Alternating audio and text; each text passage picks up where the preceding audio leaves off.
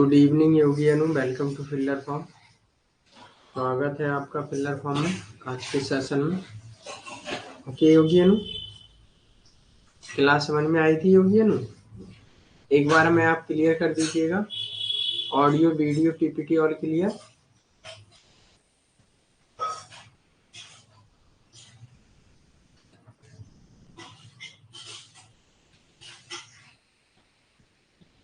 Okay good,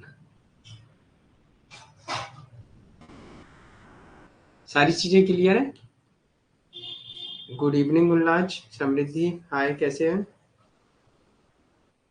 आ जाइए सभी लोग क्लास में जल्दी से। फर्स्ट पेपर की क्लास खत्म हो गई आपकी?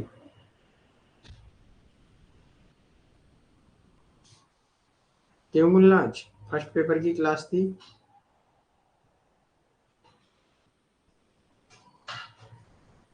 ओके गुड, आ जाइए जल्दी, 5 मिनट वेट करेंगे सबका आने का, उसके बाद हम लोग क्लास स्टार्ट करेंगे, आज के सेशन की शुरुआत करेंगे। आज सबसे अच्छा टॉपिक पढ़ने वाले हैं, बहुत अच्छे से समझेंगे ना। एक बढ़िया एक मोटिवेशन कोट लेंगे, उसके बाद हम लोग क्लास अपनी स्टार्ट करेंगे।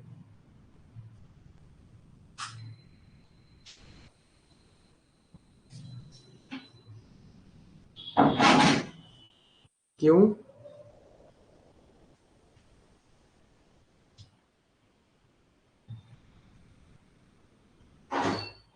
अच्छा, ओके गुड गुड, लेकिन लेते रहना फर्स्ट पेपर की क्लास, क्योंकि वो भी कहीं ना कहीं मायने रखता है अपना, है ना, जीआरएफ के लिए। यस यस, ये भी समझ लो समृद्धि, है ना। जो भी डाउट हो वो पूछ लें आप। जी जी बिल्कुल, बहुत अच्छी है, धन्यवाद गुलनाज आपका पूछने के लिए। मैं ठीक हूँ अब।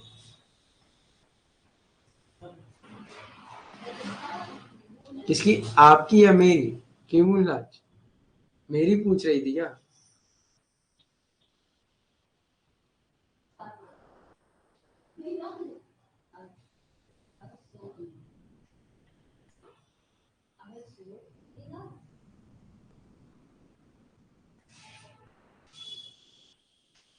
ओ, आपका अच्छा रमजान रोजे चल रहे थे, है ना, तो उस वजह से थोड़ी बहुत स्वास्थ्य डगमगाया होगा।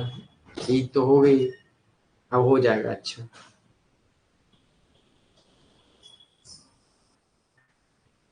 अच्छा ओके, चलिए स्वस्थ रहिए। बस स्वास्थ्य पे सबसे पहले फोकस कीजिए, क्योंकि जब स्वस्थ नहीं रहेंगे तो पढ़ाई कैसे होगी, ये भी चीज़ याद रखना। ओके, ख्याल रखिएगा अपना। Good, very good.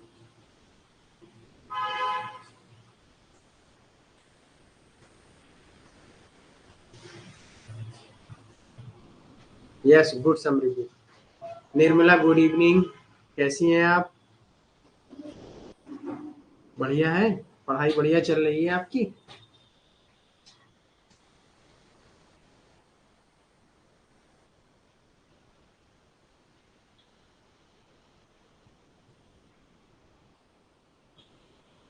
Okay good Nirmala. आप लोगों को पता होगा पब्लिक एडमिनिस्ट्रेशन यूनिट नंबर 9 खत्म हो चुका है अपना, ठीक है, निपटा दिया आप लोगों ने कुछ ही क्लास में ना। तो अब उसका रिवीजन करते रहना। हो सकता है मैं टेस्ट लूंगा सप्ताह में, इसी सप्ताह में नहीं तो अगले सप्ताह में कन्फर्म है। मैं बढ़िया हूँ निर्मला।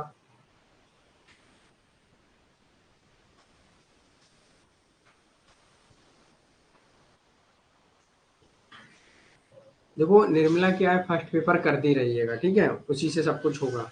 सेकंड पेपर के भरोसे मत रहिएगा, थोड़ा बहुत उसमें उसमें भी आपको करना पड़ेगा, कम से कम 30+ या 35+ क्वेश्चन तो होने चाहिए। अगर जनरल है तो 40+ मान के चलिए, तभी होगा कुछ।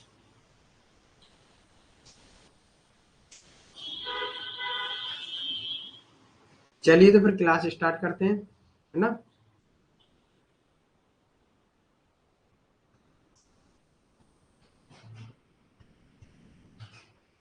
2 मिनट और वेट करें आने का।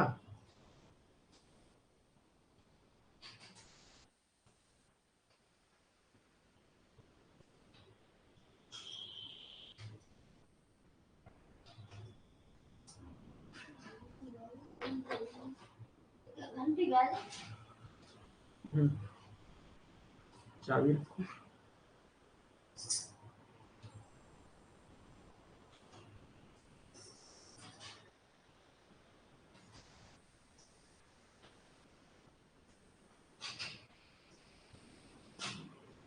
चलिए, तो फिर क्लास स्टार्ट करते हैं। एक बार थम्स अप दीजिए, उसके बाद हम लोग क्लास स्टार्ट करें। ओके, बताइए जल्दी से,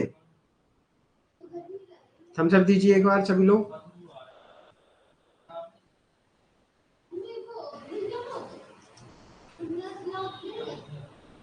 जो भी न्यू स्टूडेंट है वो ऐप पर आप लोगों को कंटेंट मिल जाएगा, पीडीएफ फाइल मिलेगी। ओके,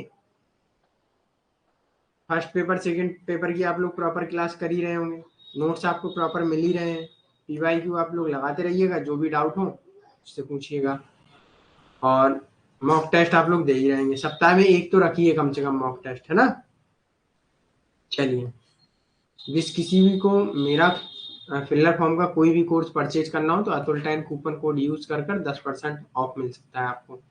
ओके, याद रखिएगा, अतुल 10।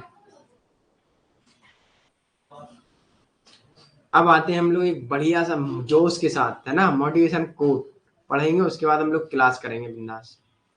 जीतेंगे हम, ये वादा करो, अपने आप से खुद से वादा करो कि हम जीतेंगे। कोशिश हमेशा ज्यादा करो, दूसरों से कोशिश ज्यादा करो, किस्मत भी रूठे पर हिम्मत ना टूटे, मजबूत इतना इरादा करो। चाहे कुछ भी हो, बस इरादा अगर आपका मजबूत है तो आप जीतेंगे, है ना। जब आपके इरादे मजबूत हैं तो आप जीतेंगे। ओके, कुछ भी हो जाए, चाहे जितना बड़ी प्रॉब्लम आ जाए, उसे हम फेस करेंगे। तब जो जीत मिलेगी ना, उसका एहसास ही अलग होगा कि हाँ, हम उन चुनौतियों के बीच से आए हैं और हमने देखी है कि हमारी जीत हमें कैसे मिली है ना। चलिए आगे बढ़ते हैं। आज हम लोग पढ़ेंगे कॉलोनिज्म एंड डिकॉलोनाइजेशन, उपनिवेशवाद और डी उपनिवेशवाद या बी उपनिवेशीकरण। तो सबसे पहले समझ लो उपनिवेशवाद क्या होता है, पोस्ट कॉलोनिज्म भी होता है, उत्तर उपनिवेशवाद भी क्या होता है, पहले इसे समझ लेते हैं। जब एक राज्य में या एक देश में कोई अन्य देश का व्यक्ति आए और यहाँ राज्य करे इस जनता के ऊपर, तो उसकी वो क्या होगी, कॉलोनी। वही जैसे ब्रिटिश ने भारत के ऊपर राज्य किया किया, तो वो ब्रिटिश सरकार की कॉलोनी थी भारत। ठीक है, आया समझ में। इसे ऐसे समझिए, इसका अध्ययन इसमें क्या होता है, किसी विदेशी, जैसे मानिए किसी विदेशी द्वारा या विदेशी शासक द्वारा किसी अन्य देश में राज्य किया जाए और अपने वो संसाधन की पूर्ति करता रहे। ठीक है, वो उसकी एक कॉलोनी हो जाती है। यहाँ शोषण करता है आर्थिक रूप से, ठीक है, मजदूरों पर कब्जा करता है, ये सारी चीजें होती हैं। देखो हम लोग इसमें क्या पढ़ेंगे, टाइप पढ़ेंगे, थिंकर पढ़ेंगे, कौन से इंपोर्टेंट है, और जो टाइप पढ़ेंगे उन्हें एक्सप्लेन करेंगे। ओके, यहाँ से यही चीजें इंपोर्टेंट है। और ये पूछ लेते हैं, उनमें एग्जाम्पल हम देंगे टाइप में, तो 4 टाइप होंगे, उनके बारे में पढ़ेंगे, एग्जाम्पल पढ़ेंगे, वहां मैच द फॉलोइंग दे देंगे और पूछ लेंगे आपसे। ठीक है, कि कौन सा देश किस उपनिवेशवाद से मैच करता है, और थिंकर का नाम दे देंगे। यहाँ हम लोग वाइट्समैन बर्डन थ्योरी पढ़ेंगे।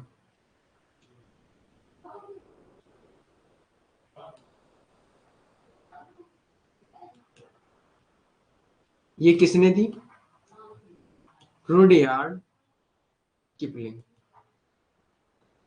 ये एक स्टोरी, वो सॉरी पोयम थी, ठीक है, जिसमें उन्होंने बताया है वाइट्समैन बर्डन थ्योरी, जो श्वेत व्यक्ति हैं उनके ऊपर अश्वेतों का बोझ है, उन्हें संभालने का बोझ है। तो देखो यहाँ पता क्या है, ये लोग आते हैं और क्या होता है, अगर आप लोगों ने पढ़ा हो, फ्रेंच फैनन को पढ़ा हुआ, नहीं पढ़ा है तो हम लोग वेस्टर्न थॉट में पढ़ेंगे। यहाँ जो लोग आते हैं कॉलोनी में, ये लोग अश्वेत लोग या कम शिक्षित लोगों पर, जैसे भारत में आए, ठीक है, भारत में लोग आए तो इन्होंने क्या किया कि भाई जो अश्वेत लोग थे, काले लोग थे, तो उनसे कहा कि भाई तुम शिक्षित नहीं हो, तुम सही नहीं हो। जो अंग्रेज थे वो गोरे थे, श्वेत थे, ठीक है, उन्होंने कहा तुम गोरे, तुम्हें, तुम्हारे अंदर मतलब मैनर्स नहीं है, तुम शिक्षित नहीं हो। तो ऊपर वाले ने, भगवान ने, ईश्वर ने हमको तुम्हारे लिए भेजा है, तुम्हें शिक्षित करने के लिए। ठीक, ये लोग भाई कम शिक्षित थे और इन लोगों ने मान लिया कि भाई यहाँ इन्हें भेजा है। तो ये श्वेत लोग जो थे, इन्होंने जैसा इनसे कहा वैसा ये लोग करते रहे। ठीक, तब रुडयार्ड किपलिंग ने दी व्हाइट्स मैन बर्डन थ्योरी। जो श्वेत व्यक्ति थे वो कहते थे अश्वेतों को सुधारना हमारा काम है, ये हमारे ऊपर एक जिम्मेदारी या बोझ है। ठीक है, तब एक फ्रेंच फैनन की बुक आती है, black skin white marks.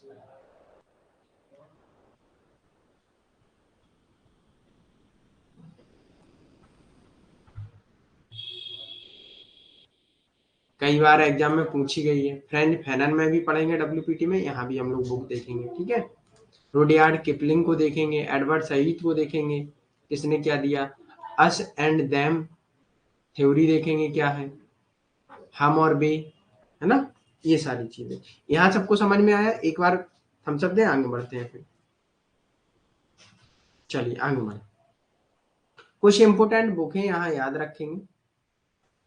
Things fall apart by John HP, hearts and darkness Joseph Conrad, culture and imperialism Edward Said. देखो एडवर्ड सईद ने दिए क्या, us and,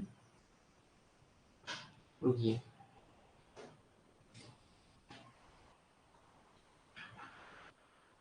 us and them. ठीक है, इसे क्या बोलते हैं, बाइनरी सिस्टम, बाइनरी रिलेशन दिया है थ्योरी। ठीक है, कभी कभी पूछ लेते हैं बाइनरी रिलेशन थ्योरी किसने दी, तो एडवर्ड सईद ने। या अस एंड देम किसने कहा, एडवर्ड सईद ने। ठीक है, बुक इनकी याद रखें, कल्चर एंड इंपीरियलिज्म। एक और है इनकी बुक ओरिएंटलिज्म, इसमें दिया है इन्होंने अस एंड देम। याद रखें किस बुक में दिया है, orientalism. A passenger of India to India by EM. Forster, imperialism the highest stage of capitalism, Lenin की बुक है। The rich of the earth, Frantz Fanon की बुक है। द शॉक्स डॉक्ट्रिन तो नाओमी क्लेन की है। Naked imperialism John Bellamy Foster की है। Midnight children Salman रुडीज की है। How Europe underdeveloped Africa Walter Rodney की है। Hegemony of survival America code for global dominance नॉम चॉस्की की है। ठीक है, ये सारी चीजें याद रखेंगे आप लोग यहाँ। ठीक, ये बुक काफी इंपॉर्टेंट है, इन्हें याद रखेंगे। ओके, चलिए अब हम लोग समझते हैं कॉलोनिज्म, उपनिवेशवाद एंड डीकोलोनाइजेशन भी उपनिवेशवाद क्या है।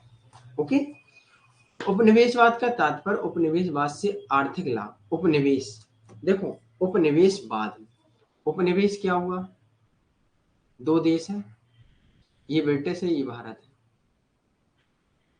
तो ब्रिटिश सरकार का उपनिवेश क्या हुआ, भारत, जिस पर राज्य किए हुए हैं, जिस पे कब्जा किए हुए हैं ब्रिटिश सरकार, उसका उपनिवेश हुआ भारत। ठीक है, उसकी कॉलोनी हुई भारत। ठीक है, से आर्थिक लाभ निकालने और इसे राजनीतिक रूप से नियंत्रित करने के उद्देश्य से लोगों के जीवन और संस्कृति पर प्रभुत्व। ठीक है, ब्रिटिश सरकार कब भारत पर कब्जा की, जब उसे यहाँ से आर्थिक लाभ हुआ, नेचुरल रिसोर्स प्राप्त हुए, वहां से कॉटन वगैरह, है ना, कई सारी चीजें यहाँ से प्राप्त हुई, तो उन्होंने कब्जा किया। कब्जा कैसे किया, हिंसा करके तो कर नहीं सकते। ये लोग मेंटल हेजेमनी, मानसिक अधिपत्य के रूप में कब्जा किया, अपनी संस्कृति लाए, कई चीजें। जैसे अभी भी देखा जाए तो अभी भी कब्जा है। कैसे है, आप लोग बर्गर पिज्जा खाते हैं तो वो इंडियन तो है नहीं, डोमिनोज या मैकडोनाल्ड जाते हैं, इंडियन तो है नहीं। तो वो एक तरफ से क्या है, अब ये मान लो कल्चर है एक जीवन में, वो लोग आपको जीवन का, जीवन के अंदर से, मतलब आपके अंदर से आपको गुलाम बनाए। आप कहेंगे कि पिज्जा बहुत अच्छा होता है, हम खाएं, है ना, तो वो अपने कल्चर के थ्रू आपको गुलाम बनाए। आप जीन्स पहनते हैं, वो उनका कल्चर है, हमारा तो है नहीं, हमारा वही होता था कुर्ता पजामा, है ना। तो ये सारी चीजें हैं, ये अब कल्चर में कैसे वो बनाए। ये मानिए अभी भी भारत इनकी वो है कॉलोनी, देखा जाए तो इनडायरेक्टली, है ना। शिक्षा में इनका देख लीजिए कि भाई इनके कल्चर में हम लोग ढल रहे हैं, ये सारी चीजें हैं। अगला आता है, जिसके द्वारा एक देश आमतौर पर आर्थिक प्रभुत्व के उद्देश्य से अन्य लोगों या क्षेत्रों पर अपना अधिकार स्थापित करने, बढ़ाने या बनाए रखने का प्रयास करता है। ठीक है, उपनिवेशवाद क्या है? वह नीति है, पूछ लेते हैं, वह नीति है जिसके द्वारा एक देश आमतौर पर आर्थिक प्रभुत्व के उद्देश्य से अन्य लोगों, क्षेत्रों पर अपना अधिकार स्थापित करने या बढ़ाने का या बनाए रखने का प्रयास करता है। ओके, यहाँ सबको आया समझ में? आगे बढ़ते हैं। आगे क्या है? इस प्रक्रिया में एक उपनिवेश वह क्षेत्र है जिस पर उपनिवेशवादी विदेशी प्रशासकों द्वारा अपने धर्म, अर्थशास्त्र और अन्य सांस्कृतिक प्रथाओं को लागू करते हैं। जैसे क्रिसमस इंडिया में मनता था, ओनली क्रिश्चियन मनाते थे, अब हर घर में बनता है। बच्चे वो मतलब ऐसा है कि वो अपने कल्चर को ऐसे डालते हैं कि आपके एकदम जीन में बैठ जाए। भाई बच्चों के लिए वो एक खेल के रूप में है, लेकिन है वो उनका कल्चर। भाई क्रिसमस मना रहे हैं, वो उनका कल्चर है ना, लेकिन बच्चे उनको खेल समझते हैं। तो वो एक, भाई अगर आप अपने बच्चे को या कोई भी अपनी फैमिली में कोई ना मनाए तो बच्चा रूठ जाता है ना। कई चीजें हैं, जैसे अभी इंडिया में कोई आया था ब्लैक संडे करके आया था, या फिर ब्लैक फ्राइडे, जिस दिन शॉपिंग ज्यादा होती थी, है ना, याद नहीं, देख लेना, ऐसा ही कुछ करके है, ब्लैक डे था कोई, संडे या मंडे ऐसा ही कुछ था। तो ये फॉरेन जो है, विदेशी क्या है, कल्चर है, इनके रूप में हम लोग ढल रहे हैं। ठीक, आगे आते हैं। यह 15वीं शताब्दी से शुरू होने वाले यूरोपीय उपनिवेश काल से जुड़ा है। यहाँ याद रखेंगे, कभी कभी कंप्रिहेंसिव बोर्ड में पूछ लिया जाता है, ये जो आता है आपका पैसेज आता है उसमें पूछ लिया जाता है कि कब स्टार्ट हुआ, ठीक है, कब क्या हुआ, ये सारी चीजें पूछ लेते हैं। और इसे अमेरिका, ऑस्ट्रेलिया और अफ्रीका और एशिया के कुछ हिस्सों सहित शेष दुनिया पर यूरोपीय निपटान और राजनीतिक नियंत्रण की प्रक्रिया के रूप में वर्णित किया गया है। ओके, अभी जब हम टाइप पढ़ेंगे तब पता चलेगा वहां कौन सा देश किस बार में है, ठीक है, किस उपनिवेशवाद में आता है। हाँ हाँ, गुलनाज ब्लैक फ्राइडे जो भी हो, मुझे डे तो पता नहीं है, लेकिन ब्लैक डे था, उस दिन शॉपिंग ज्यादा होती है। ओके, चलिए आगे बढ़ते हैं। एक आधुनिक ऐतिहासिक घटना के रूप में उपनिवेशवाद 15वीं शताब्दी के आसपास शुरू हुआ। यूरोपीय लोगों ने अफ्रीका के दक्षिणी तट और अमेरिका के चारों ओर समुद्री मार्ग की खोज की, जिसके साथ समुद्री शक्ति पुर्तगाल, स्पेन, फ्रांस, इंग्लैंड के विकासशील राष्ट्र राज्यों के स्थानांतरित हो गई। धीरे धीरे उपनिवेशीकरण एशिया के अन्य हिस्सों में भी फैल गया। क्या हुआ? जब भाई धीरे धीरे क्या हुआ, भाई लोगों को व्यापार, देखो ये व्यापारिक वाणिज्यिक रूप में भी फैला है, सांस्कृतिक रूप में भी फैला है, जिसे हम लोग आगे पढ़ेंगे। जब भाई अपने देश में उन्होंने देखा ब्रिटिश ने कि कहीं अब हो गया सब कुछ, अब वो जब कोई व्यक्ति शिक्षित होता है या पढ़ा लिखा समझदार होता है तो वो आगे नए नए विचार आते हैं। गांधी में पढ़ा है, हमने अरविंदो में पढ़ा है, नए नए विचार आते हैं। तो उसमें जब नए नए विचार आए, उन्होंने कहा कि भाई हम अपने यहाँ विकास कैसे कर सकते हैं। तो उन्होंने चारों तरफ देखा, अपने समुद्री मार्ग खोजे खोजे, कई विचारक आए, चाइना के भी विचारक आए इंडिया में। तो समुद्री मार्ग जब खोजे गए तो उनसे क्या हुआ, उन्होंने कहा भाई यहाँ इस जमीन पर या इस देश में ये रिसोर्स हैं, तो हम अपने यहाँ ले जाए, वहां से प्रॉफिट ज्यादा कमाएंगे हम अपने यहाँ। ये चीजें हुई, तो धीरे धीरे व्यापार भी बढ़ा। जब व्यापार बढ़ता गया, उन्होंने कहा व्यापार को और अच्छा हम कैसे बना सके। तो वो लोग वहां से अपने यहाँ से जो प्रोडक्ट यहाँ ला रहे थे, महंगे करते, महंगे हो रहे थे, क्योंकि वो कल्चर से रिलेटेड कर रहे थे। तो ऐसे ही व्यापार और कल्चर के थ्रू उपनिवेशवाद और फैलता गया। ठीक है, यहाँ याद रखेंगे, उपनिवेशवाद की इस प्रक्रिया में विदेशी अल्पसंख्यक मूल बहुमत पर नस्लीय और सांस्कृतिक श्रेष्ठता का दावा करते हैं। देखो वही आया, विदेशी अल्पसंख्यक, जब ब्रिटिश लोग कम लोग थे, ठीक है, उन्हें अल्पसंख्यक कहा गया और हम लोगों को बहुसंख्यक कहा गया बहुमत में। जब इंडिया आए वो, तो भाई गोरे थे, और हम लोग देखो दूसरों को हम लोग क्या मानते थे, दूर के ढोल सुहावने होते हैं, कहा सुना है आपने। तो उसमें क्या होता है कि भाई जब आपने कहा कि हम वो है, मतलब पढ़े लिखे हुए हैं, हमें आप ईश्वर ने भेजा है कि हम आपको शिक्षित करें, है ना। तो उन्होंने अपनी संस्कृति का श्रेष्ठ, कि हमारी संस्कृति बहुत अच्छी है, ये है वो है, हम बहुत अच्छे हैं, हमारे बारे में ये, उन्होंने अपने बारे में मनगढ़ंत कहानियां बना ली, क्योंकि इंडिया के लोग काले थे, अश्वेत थे, और वो गोरे थे। तो सबसे बड़ा तो अंतर यही हो गया कि भाई ये लोग अलग है, हम लोग अलग है। अगर दोनों लोग काले होते तो कोई नहीं समझ पाता, लेकिन वहां अंतर क्या हुआ, ये लोग गोरे थे और ये लोग काले थे, तो ये सबसे बड़ा अंतर हो गया। और वहां ये लोग इनकी बातों को सब सच मानने लगे। ठीक, आज भी हम लोग कई चीजें मान लेते हैं, तो इन चीजों से हम लोगों को बाहर निकलना पड़ेगा। तो वही कहा गया है यहाँ, उपनिवेशवाद की इस प्रक्रिया में विदेशी अल्पसंख्यक मूल बहुमत पर नस्ली और सांस्कृतिक श्रेष्ठता का दावा करते हैं कि हम श्रेष्ठ हैं, श्वेत लोग हैं, हम श्रेष्ठ हैं, आप लोग श्रेष्ठ नहीं है, आपको हम श्रेष्ठ बनाएंगे, आप हमारे अनुसार चलिए, ये चीज कहा गया। ठीक है, यहाँ सबको समझ में आया? आगे बढ़े, एक बार थम्स अप दीजिए जल्दी से, आगे बढ़ते हैं। चलिए आगे बढ़ते हैं। अब आते हैं हम लोग टाइप में, समझ लेते हैं। जैसा कि difference from of colonialism, settler colonialism, आदिवासी। इसमें सबसे पहले एग्जाम्पल क्या है? कनाडा, यूएसए, ऑस्ट्रेलिया, अमेरिका, है ना। तो ये क्या है? ये ऐसे देश हैं, इनमें कोई नहीं था। ठीक है, ये देश, इसमें कुछ लोग थे, ये लोग बाहर से लाते थे लोगों के, आइए हमारे यहाँ खेती कीजिए। ठीक है, खेती कीजिए, काम कीजिए, बढ़िया उत्पादन करें। ठीक है, ये सारी चीजें हैं। 2 मिनट वेट करेंगे आप लोग।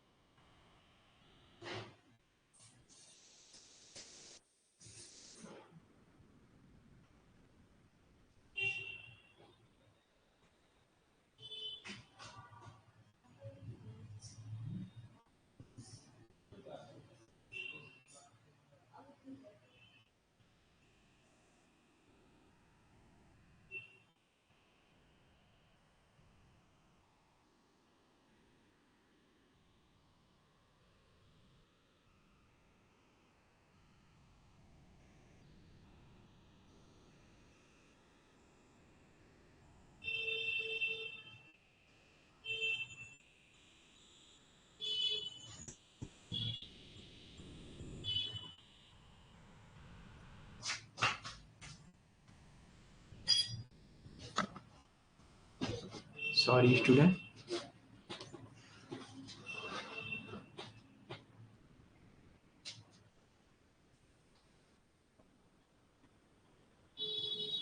एक्चुअल में गेट पर कोई आ गया था, है ना, मैं जल्दी से भाग के गया। चलिए आगे बढ़ते हैं हम लोग। टाइप देखेंगे, यहाँ डिफरेंस देखेंगे, अंतर देखेंगे। तो सेटलर कॉलोनिज्म, आदिवासी उपनिवेशवाद, इसमें क्या होता था? अमेरिका है, अमेरिका में अमेरिका के तो प्रॉपर लोग हैं नहीं, यूरोप से आए हैं। तो यहाँ वही कहा गया है, इसमें बड़े पैमाने पर अप्रवासन शामिल है, मतलब लोगों को लाया गया है जो अक्सर धार्मिक, राजनीतिक या आर्थिक कारणों से प्रेरित होता है, जिसका उद्देश्य किसी भी मौजूदा आबादी को बड़ी संख्या में लोगों को कॉलोनी में रहने के साथ साथ भूमि पर खेती करने के उद्देश्य से भेजना है। ठीक है, जैसे ऑस्ट्रेलिया, कनाडा, संयुक्त राज्य अमेरिका और उपनिवेशवाद। ठीक है, इसमें क्या होता है? सबसे पहला याद रखेंगे हम, जनता का अप्रवास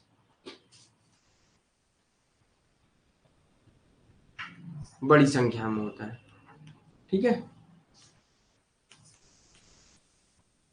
दूसरा याद रखेंगे, एक दूसरे देश में बसते हैं, एक दूसरे देश से बसते हैं, मतलब जो लोग हैं वो दूसरे देश से आते हैं, जैसे अमेरिका में यूरोप से। ठीक है, ये उदाहरण देखिए आप, ये पिक्चर देख लीजिए, डायग्राम, ये लोग आ रहे हैं अमेरिका में बसने के लिए। ठीक है, ओके, आगे बढ़ते हैं। एक्सप्लोटेशन कॉलोनिज्म, शोषण, इसे आप देख रहे हैं, अफ्रीका है, अफ्रीका का शोषण कौन कर रहा है? दूसरे कंट्री कर रहे हैं, न्यू फ्रांस, ओल्ड फ्रांस, है ना, ये सब कर रहे हैं उनका शोषण। इसे देख लेते हैं हम। इसमें अप्रवासियों की अपेक्षाकृत कम संख्या शामिल होती है और मुख्य रूप से वे उपनिवेशिक देशों के मजदूरों, उपनिवेशिक देश कौन सा है जिस पे उन्होंने कब्जा किया है, ठीक है, देशों के मजदूरों के रूप में संसाधन और जनसंख्या के शोषण पर केंद्रित रहता है। इसका मतलब ये है, ये जो देश है दूसरा आया उसका ये औपनिवेशिक देश हो गया, ठीक है, ये औपनिवेशिक कंट्री हो गई किसकी, दूसरे जो जैसे ब्रिटिश, ठीक है। तो ये जब हो गया, यहाँ की जनता को इन्होंने क्या किया, यहीं की जनता को इन्होंने मजदूर बना दिया और इन्हीं इन्हीं का वो शोषण कर रहे हैं, ठीक है। जैसे कि ये लालच देके अफ्रीका का शोषण हो रहा है, ठीक है, याद रखिएगा। यहाँ किसी को कोई दिक्कत तो नहीं है, जैसे भारत का शोषण हुआ था नेचुरल रिसोर्स के बारे में, भारत भी आ सकता है इसमें उदाहरण, ठीक है, याद रखेंगे। यहाँ किसी को कोई प्रॉब्लम, किसी का कोई डाउट तो नहीं है, बताइए। गुलनाज, निर्मला, समृद्धि, सिसोदिया,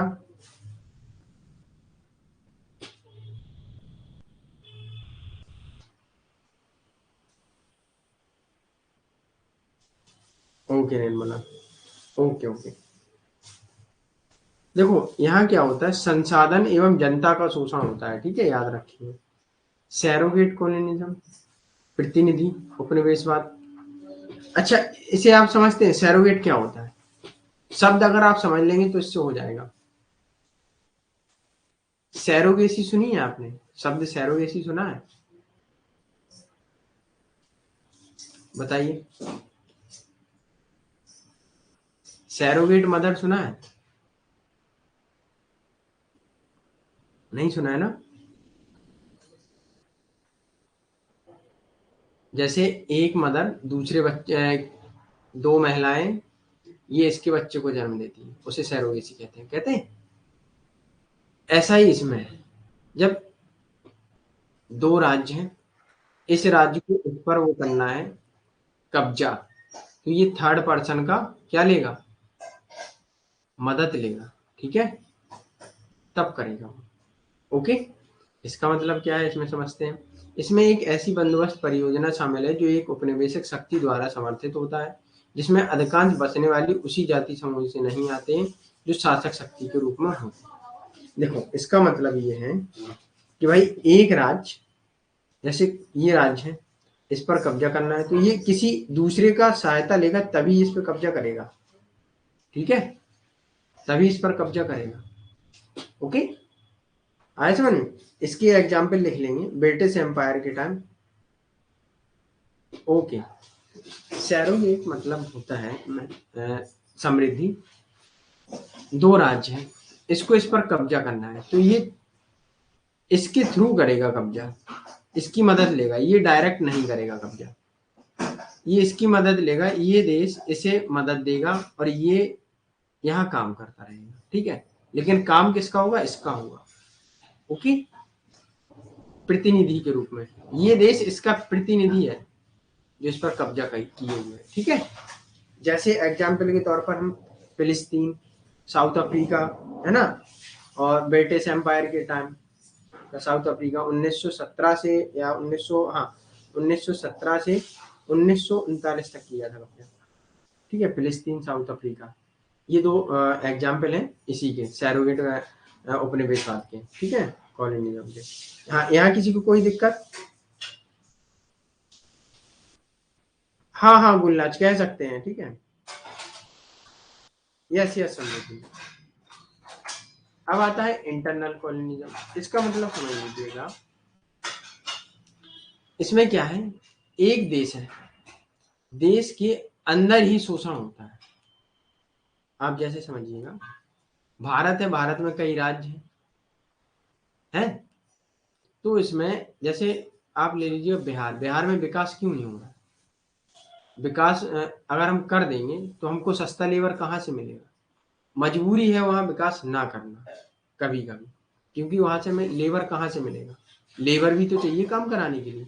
तो एक तरह से क्या है, बिहार का शोषण भी हो रहा है, इंटरनल हो रहा है। अगर हम विकास कर देंगे, सारी जनता शिक्षित हो जाएगी तो फिर लेबर कहाँ से मिलेगा, ये भी तो मेन पॉइंट है। अब यूएई में सभी लोग शिक्षित है तो लेबर कहाँ से आ रहा है, बाहर देशों से आ रहा है, इंडिया से भी जाता है लेबर। इसलिए कई चीजें इंटरनल भी क्या होता है, उपनिवेशवाद भी होते हैं इंटरनल। हमने उसमें पढ़ाया था आपको, सैटेलाइट एंड मेट्रोपोलिस पढ़ाया था। तो क्या है, एक राज्य दूसरे राज्य के ऊपर, राज्य के अंदर ही शोषण होता है, कब्जा बनाए रखते हैं, है ना। ये चीजें हैं इसमें। आ गया समझ में? तो इसे देख लेते हैं हम फिर। यह राज्य के क्षेत्रों के बीच असमान संरचनात्मक शक्ति की धारणा का प्रतिनिधित्व करता है। जब समान अगर स्ट्रक्चर बना देंगे तो क्या हो, लेबर कहाँ से मिलेगी, काम कराने के लिए कौन मिलेगा। इसलिए ये कहते हैं, इसके थिंकर कहते हैं कि भाई ये जो आंतरिक उपनिवेशवाद है उसमें समान संरचनात्मक नहीं हुआ है, समान संरचनात्मक विकास नहीं हुआ है। ठीक है, आया समझ में? शोषण का स्रोत राज्य के भीतर से आता है, क्योंकि यह नियंत्रित करने के तरीके में प्रदर्शित होता है, और शोषण एक नए स्वतंत्र देश के भीतर एक उपनिवेशवादी देश से सफेद अप्रवासी आबादी तक हो सकता है। मतलब ये बड़े देशों में भी हो सकता है। ठीक है, हम दूसरी आबादी पर भी कब्जा कर सकते हैं। आए समझ में? सिर्फ यहाँ इतना याद रखिएगा कि भाई जब आंतरिक शोषण होता है तो ये देशों के भीतर भी होता है, चाहे फिर बड़े स्तर से हो चाहे छोटे स्तर से। ठीक है, आया समझ में यहाँ तक? यहाँ किसी को कोई प्रॉब्लम? समृद्धि, निर्मला, गुलनाज, योगी, अनु, बताइए, किसी को कोई प्रॉब्लम तो नहीं है? किसी का कोई डाउट? चलिए हम सब दे आगे बढ़ते हैं ना। अच्छा देखो, इसका और सिंपल सा तरीका होता है। ठीक है, एक बहुत अच्छा एग्जाम्पल याद आया मुझे। आप आपके घर में आपका शोषण होता है, अगर आप छोटे हैं तो आपका शोषण होता होगा। ठीक है, अगर आप बड़े हैं तो आप शोषण करते होंगे। ठीक है, आपके अगर छोटे भाई हो तो आप उनसे काम कराते होंगे, छोटी बहन हो तो आप उनसे काम कराते हैं। अगर आपकी बड़ी बहन है या छोटा बड़ा भाई है, जो भी हो, तो वो आपका शोषण करता हो, भाई काम कर जा, है ना, होता है ये ऐसे। ठीक है, आ गया समझ में? चलिए चलिए आगे बढ़ते हैं। अच्छा, कौन कौन भाई घर में छोटा है जिसका शोषण हुआ है? ठीक है, चलिए आगे बढ़ते हैं।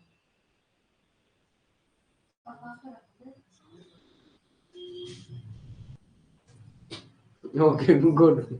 चलिए, इसलिए उपनिवेशवाद औपनिवेशिक शक्ति और उपनिवेश के बीच असमान संबंधों से एक सेट को दर्शाता है, और अक्सर उपनिवेशवादियों और स्वदेशी आबादी के बीच ऐसे रिश्ते जिनमें उपनिवेशवादी स्थानीय आबादी की कीमत पर असमान रूप से लाभ प्राप्त करते हैं।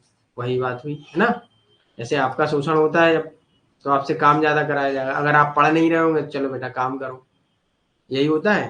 पढ़ रहे होंगे तो भाई रुक जाएगा, कोई भी हो। चलिए, इनकी कुछ बेसिक फीचर देख लेते हैं, कुछ विशेषताएं देख लेते हैं। इसकी विशेषताएं क्या है? उपनिवेशवाद के तहत कॉलोनी का एकीकरण विश्व पूंजीवादी व्यवस्था एक अधीन है। ठीक है, या अधीनस्थ स्थिति में है। उपनिवेश उपनिवेशक की अर्थव्यवस्था और उसमें पूंजीपति वर्ग की जरूरतें उपनिवेश की अर्थव्यवस्था और समाज के मूलभूत या मूल मुद्दों को निर्धारित करती है। इसमें क्या है, आपका शोषण कब होता है? जब आपके पास कुछ ज्यादा रिसोर्स हो। ठीक है, सोर्स हो तभी तो दूसरे कंट्री का वो हो रहा है शोषण। तो वही ये कहते हैं, एक विश्व पूंजी व्यवस्था जो है। ठीक है, हमने आपको बताया था वॉलस्टीन का, आपने पढ़ा था वर्ल्ड सिस्टम थ्योरी, किस किस को याद है?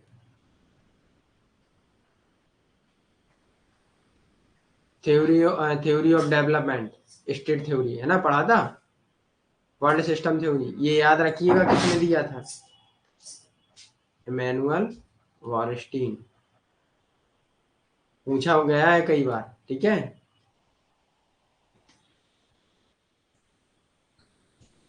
चलिए आगे बढ़े। देखो ये आया समीर अमीन, ये सारे थिंकर हैं जो हमने आपको पढ़ाया था, थ्योरी ऑफ डेवलपमेंट, याद रखिएगा। ठीक है, यहाँ बस वही है कि भाई उपनिवेशवाद विशेषता धन की निकासी, उपनिवेशवादी राज्यों को अधिशेष का एक तरफा हस्तांतरण, है ना, कि भाई अपने राज्य में ले जाते हैं, यहाँ कोई वो नहीं करते हैं विकास। लेकिन अपनी ज़रूरतों के लिए, जैसे मान के चलिए इंडिया में क्या है, अंग्रेजों ने कब विकास किया, सिर्फ अपनी ज़रूरतों का विकास किया और कुछ नहीं किया, इतनी बात याद रखिएगा। रेल ट्रैक बनवाए तो उन्होंने अपनी ज़रूरत पूरी की है, ना कि इंडिया की आवश्यकता पूरी की है, क्योंकि वो अपना व्यापार सुगम और सरल बना सके। कॉटन वॉटन जाता था तो कहाँ से जाए, सरल तरीके से पहुंच जाए, आराम से यातायात साधन कम हो जाए, है ना, हुआ था। तो ये है उपनिवेशवाद। जो भी उपनिवेशक उपनिवेश हैं किसी अन्य कंट्री के, जो कॉलोनी है, तो उनमें जो विकास करते हैं वो अपने को देख के करते हैं, एक तरफा करते हैं। ठीक है, देखो, एक तरफा हस्तांतरण। जब वो इन्वेस्ट करेंगे तो क्या करेंगे, क्यों करेंगे, जब उनको फायदा हो। पूरा जब विकास हुआ तो वेस्टर्न में ही हुआ ना, वो यहाँ से शोषण करके ले गए पैसा। ठीक, चलिए, अब स्टेज ऑफ कॉलोनिज्म, चरण क्या है उपनिवेशवाद के, कैसे कैसे बढ़ा। ठीक है, पहले देख लेते हैं। 3 चरणों में बढ़ा। पहला चरण क्या है, यहाँ तक सबको समझ में आया था कि नहीं, तो फिर स्टेज पे बढ़े इसके। बताइए गुलनाज, समृद्धि, सभी लोग बताइए जल्दी से। निर्मला,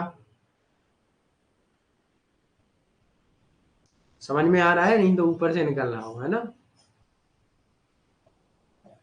आवाज आ रही है प्रॉपर, ऑडियो क्लियर है। Okay Nirmala, good. समृद्धि, गुलनाज, आप लोगों को आ रहा है समझ। Okay, good.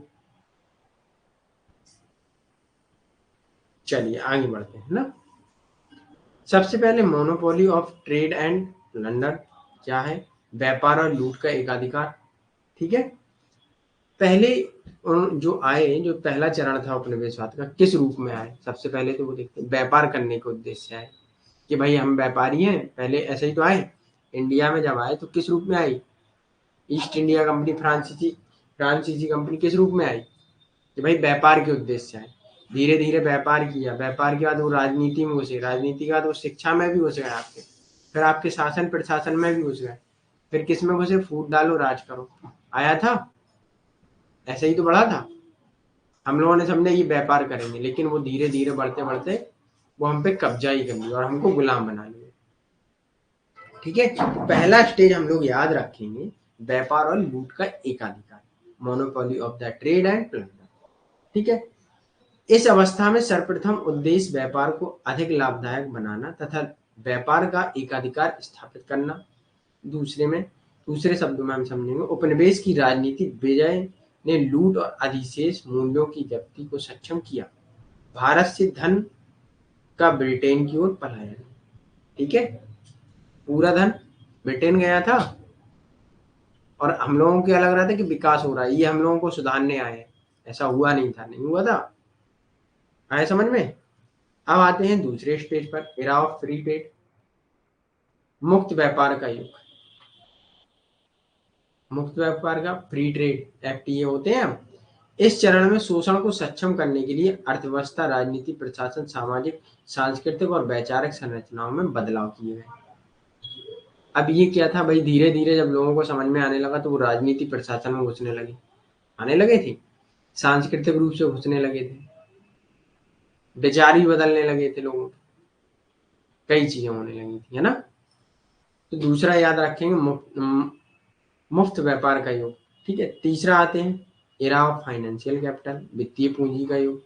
इस चरण में कच्चे माल के स्रोत और खनन के लिए तीव्र संघर्ष होता है, लेकिन कॉलोनी अपने कच्चे माल के निर्यात को बढ़ाने में सक्षम नहीं होती, क्योंकि पहले के चरणों में इसका पहले से ही अत्यधिक दोहन होता है। हालांकि कई कॉलोनियों में यह चरण शुरू नहीं हुआ क्योंकि उनकी अर्थव्यवस्था पहले ही बर्बाद हो चुकी। मतलब क्या है, इस चरण में वो लोग क्या है, कच्चा माल मंगाते हैं।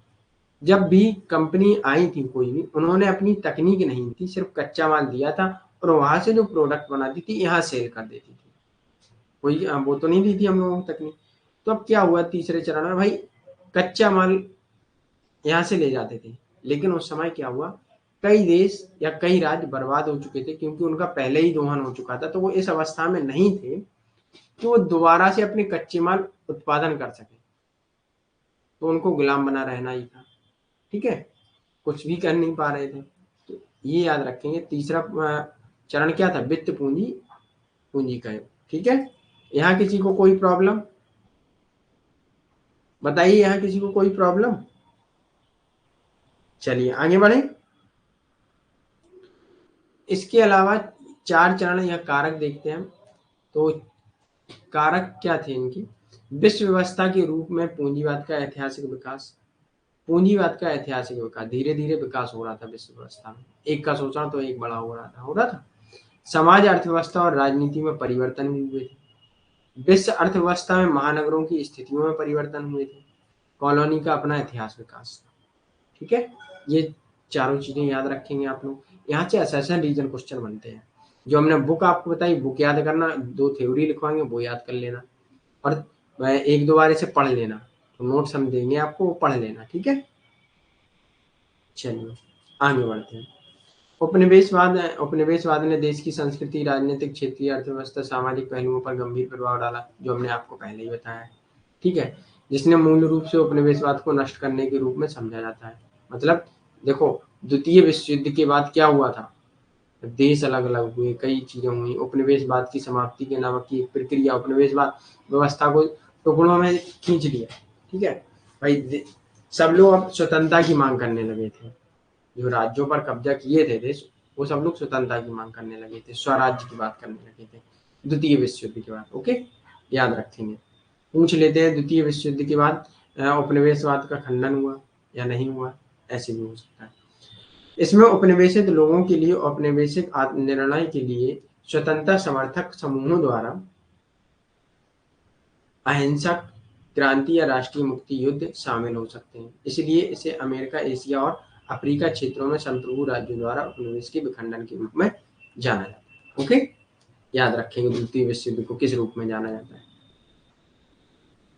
द्वितीय विश्व युद्ध के बाद विउपनिवेशीकरण को बढ़ावा देने के कारण, जो द्वितीय विश्व युद्ध हुआ उसके बाद क्या हुआ? डिकोलोनाइजेशन, मतलब अब हम लोग कॉलोनी नहीं रहेंगे। ठीक है, बेउपनिवेशीकरण होगा हम लोगों का। तो उसमें क्या है, उनके द्वितीय विश्व युद्ध के बाद क्या कारण रहे, उनको हम लोग यहाँ देखेंगे। यह द्वितीय विश्व युद्ध के बाद की कई राष्ट्र वित्तीय संसाधनों से बाहर हुए। ठीक है, और इसलिए उपनिवेशों में प्रशासन को बनाए रखने में मदद नहीं कर सके। जब वित्तीय संसाधन कम हुए द्वितीय विश्व युद्ध के बाद, तो भाई जो उपनिवेशवाद थे उनमें प्रशासन बनाना भी जरूरी था, लेकिन नहीं बना पाए क्योंकि अर्थव्यवस्था ही कमजोर हो गई उनकी। तो क्या हुआ? सबसे बड़ा कारण यही हुआ था कि जो उनकी स्थिति बनाए थे वो प्रशासन शासन की, वो उसमें कमजोर हो गए। उपनिवेशिक जो जो अदर कंट्री थे, ठीक है, उपनिवेशिक थे, औपनिवेशिक देश थे। ठीक है, अपने उपनिवेश में, उपनिवेश क्या है उनका, जिसमें वो राज्य करें, जिसको वो कॉलोनी बनाए। ठीक है, उसमें असफल हुए राज्य करने में। अगला आते हैं, औपनिवेशिक राज्यों में स्वतंत्रता आंदोलन हुए, स्वतंत्रता आंदोलन होने लगे क्योंकि शिक्षित और पश्चिमी साहित्य ने स्वतंत्रता, समानता, आत्मनिर्भर आदि के बारे में तर्कसंगत सोच और स्वतंत्र विचारों के लिए जगह। जब पश्चिम साहित्य देखा गया, ठीक है, वहां जब शिक्षित लोग होने लगे तो भाई स्वतंत्रता तो जानेंगे लोग क्या होती है, समानता भी जानेंगे क्या होती है। अब इन सब चीजों के बारे में जब वहां के लोग जानने लगे, उपनिवेश कंट्री के लोग जानने लगे, तो क्या हुआ, उनकी रैशनल थिंकिंग हो गई है ना, तर्कसंगत सोचने लगे। तो उनके पास स्वतंत्रता के विचार आएंगे तो युद्ध और आंदोलन होने लगे कि भाई हमें स्वतंत्र करो, हमें ये आज़ादी और दो, हमको पॉलिटिकल राइट होने चाहिए। ठीक है, अधिकारों के बारे में वो अपने मुद्दे उठाने लगे। तो धीरे धीरे ये सब चीज़ें बढ़ती नहीं, और जब धीरे धीरे बढ़ती नहीं तो क्या हुआ, द्वितीय विश्व युद्ध के बाद मांगे उठने लगी। जब यूएन की स्थापना हुई तो यूएन संयुक्त राष्ट्र किस लिए हुआ भाई? इसमें क्या था सबसे पहले कि हम लोग साम्राज्यवाद और उपनिवेशवाद का विरोध करेंगे था। आज जब पढ़ाया जाएगा आपको आईआर में तब हम बताएंगे वहां। तो इसमें क्या है, स्थापना के साथ यूके, फ्रांस जैसे साम्राज्यवादी देशों पर दबाव डाला क्या, कि वे उपनिवेशों को स्वतंत्रता प्रदान करें और राष्ट्र राज्यों को राजनीतिक संगठन के आदर्श रूप से स्वीकार। जब यूएन बना तो उसने दबाव किस पर डाला? ब्रिटेन और फ्रांस पर, यूके और फ्रांस पर। ये साम्राज्यवादी देश थे, ये अपनी कॉलोनी बनाए थे। इनसे कहा गया कि आप अपनी कॉलोनी को आजाद करें।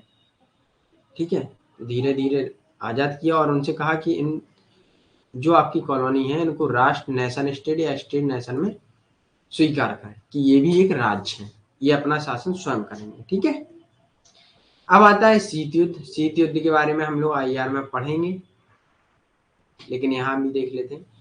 यूएन और यूएसएसआर, आपका क्या है, रसिया, ठीक है, प्रेजेंट टाइम का रसिया, ने अपने यूरोपीय सहयोगियों पर स्वतंत्रता और उपनिवेशवाद देने के लिए दबाव डाला। ओके, अगला आता है उपनिवेशकों उपनिवेशों के लोगों और संसाधनों के निरंतर शोषण ने राष्ट्रीय भावना और देश की ललक को पैदा किया। जब बार बार शोषण होगा आपका, तो आपके अंदर एक जोश जगेगा कि हमको आज़ादी चाहिए, हमारा शोषण ना होगा।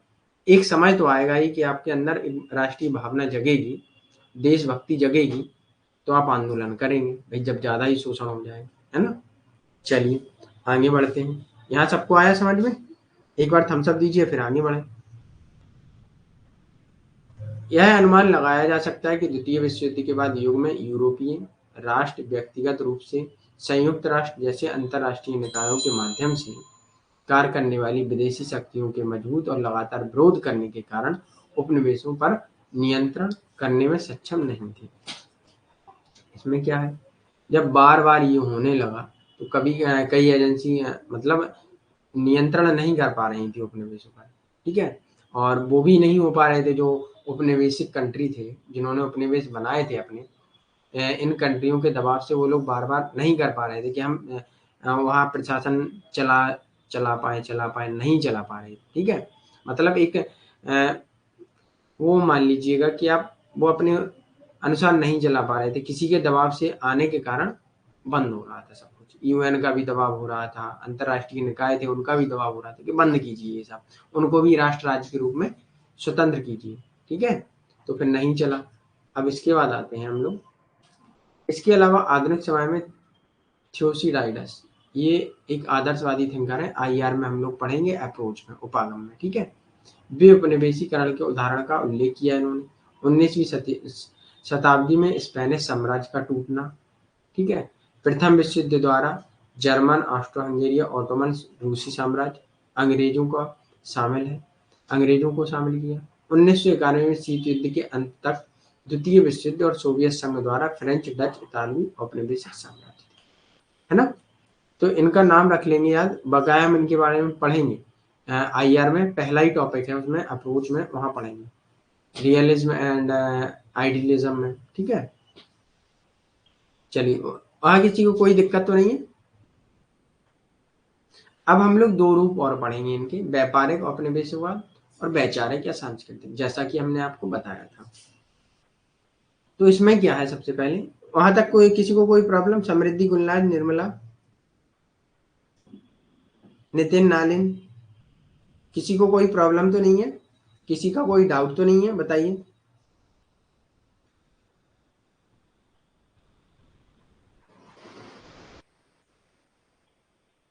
ओके समृद्धि, चलिए आगे बढ़ते हैं। व्यापारिक उपनिवेशवाद क्या है? उपनिवेशों के धन व संसाधनों का उपयोग एक तरफा लाभ कमाया। जो कंट्री थी जिन्हें उपनिवेश बनाया था, उनके धन व संसाधन का एक तरफा लाभ उठाया इन्होंने। देशों में उद्योग व मजदूरों का शोषण हुआ, कुटीर उद्योग का पतन हुआ, यातायात के साधनों का विकास हुआ। व्यापारिक में यातायात साधन का विकास क्यों किया? उन्होंने अपने लिए किया था, ना कि उपनिवेश देश के लिए किया था। भारत में रेलगाड़ी या ट्रेन का विकास क्यों किया था? भारत के लिए नहीं हुआ था, उन्होंने अपने व्यापार को सुगम एवं सरल बनाने के लिए किया था। ग्रामीण ऋण ग्रस्तता बढ़ी, भाई उधारी लेना हुआ। ठीक है, ये सारी चीजें बढ़ी व्यापारिक उपनिवेश। वैचारिक में वही सांस्कृतिक, ग्रामची को हम लोग पढ़ेंगे, हेजेमनी, थ्योरी ऑफ हेजेमनी पढ़ेंगे, वहां हम बताएंगे कैसे क्या होता है, स्ट्रक्चर एंड सुपर स्ट्रक्चर वाला मार्क्सवादी थिंकर है ये। संचार माध्यमों से अपनी संस्कृति का प्रचार प्रसार किया, मतलब क्या, वैचारिक एवं संस्कृति। आज के टाइम में डिजिटल हो गए हैं हम लोग, हो गए, पहले के टाइम में भी था संचार थोड़ा बहुत, तो आते जाते थे और अपने विचार वो देते थे कि हम अच्छे हैं, ये होना चाहिए, ऐसे खाना पीना होना चाहिए, होता है। आज भी हम लोग देखते हैं, तो एडवर्टाइजमेंट से वो ना एक ऐसा एडवर्टाइजमेंट क्रिएट कर देंगे, आपके अंदर माइंड में सीधा बैठेगा और आप कहेंगे अभी हाल जाके हम तुरंत जाके मार्केट से लाके और हम टेस्ट करके देखेंगे कोई भी चीज़ अगर खानी हो। ठीक है, जैसे पिज्ज़ा बर्गर का हमने आपको एग्जाम्पल दिया है ना, और आपको अपने घर की रोटी अच्छी नहीं लगेगी, वो कितनी भी टेस्टी बना दो।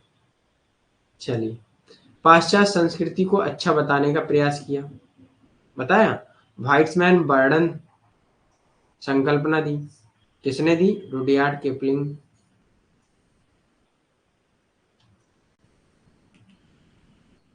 याद रखेंगे यहाँ। ओके, विचार एवं वेशभूषा के माध्यम से प्रभावित किया, यही चीज है। ठीक, यहाँ सब लोग याद रखेंगे। यहाँ किसी को कोई प्रॉब्लम तो नहीं है, बताइए जल्दी से, एक बार थम्स अप दीजिए।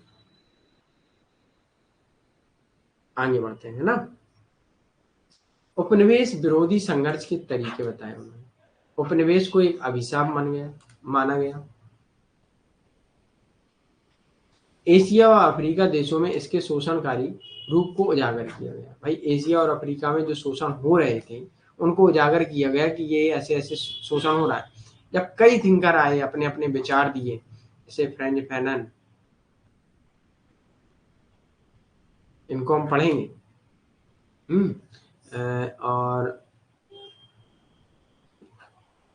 कई थिंकर हैं, और देखेंगे हम लोग जब WPT पढ़ेंगे, वहां हम लोग देखेंगे रुडयार्ड किपलिंग, एडवर्ड सईद।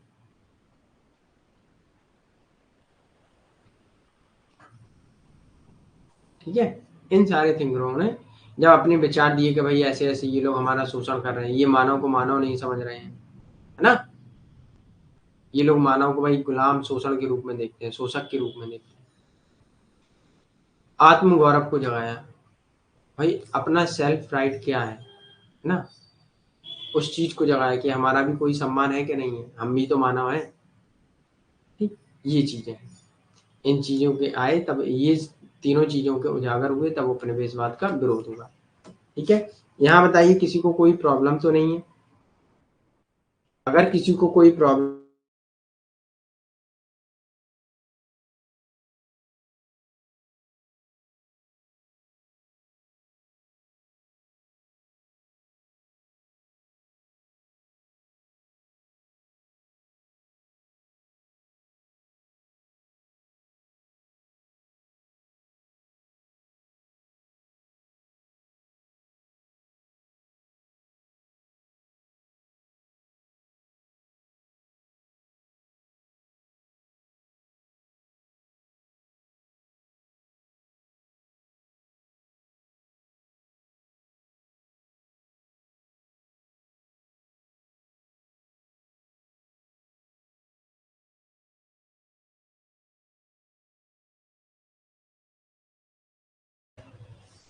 बताइए यहाँ किसी को कोई problem.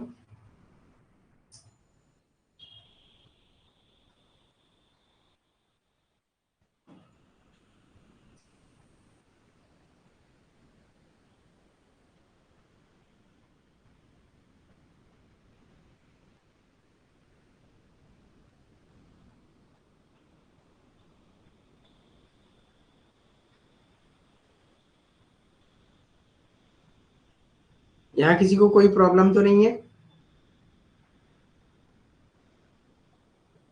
Audio video PPT all clear है।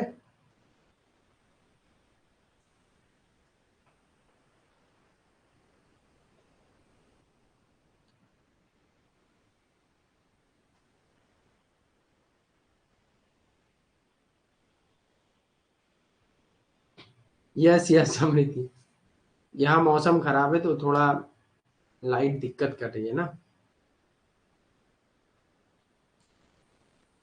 चलिए बताइए किसी को कोई प्रॉब्लम तो नहीं है।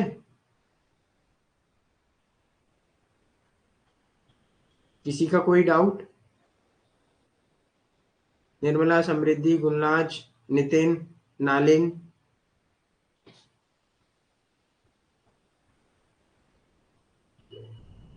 ओके,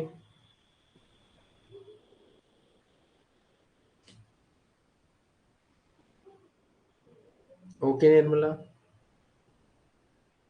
मैंने PDF इसकी अपलोड कर दी है, एक बार आप लोग रिवाइज कर लेना, जो भी उसमें समझ में ना आए आप हमसे डाउट सेशन या आप हमको मैसेज कर सकते हैं, पूछ सकते हैं। ठीक है, मैंने आप सबको नंबर दिया था, तो उस पे मैसेज भी कर सकते हैं आप लोग। ओके।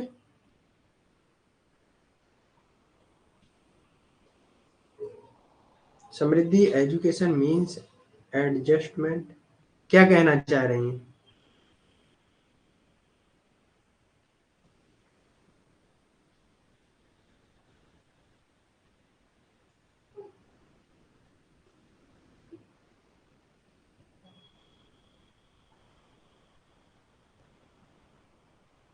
ओह! अच्छा, अच्छा, हाँ। ओके समृद्धि, सब एडजस्ट करना पड़ता है। Yes, yes.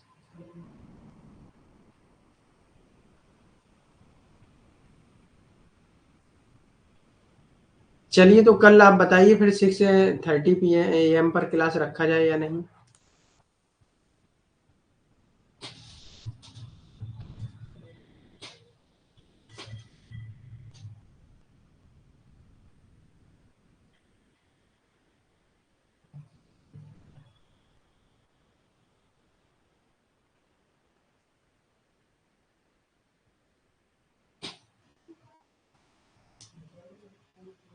ओके, ठीक है, तो फिर कल देखते हैं हम, जैसा ही होगा मैं ग्रुप में आपको तुरंत मैसेज कर दूँगा, ठीक है?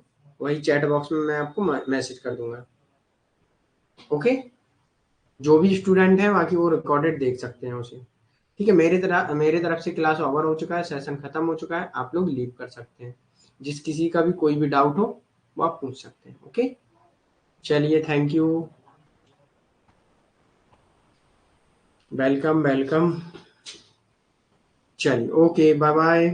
टेक केयर, पढ़ते रहिए, स्वस्थ रहिए। ओके? चलिए।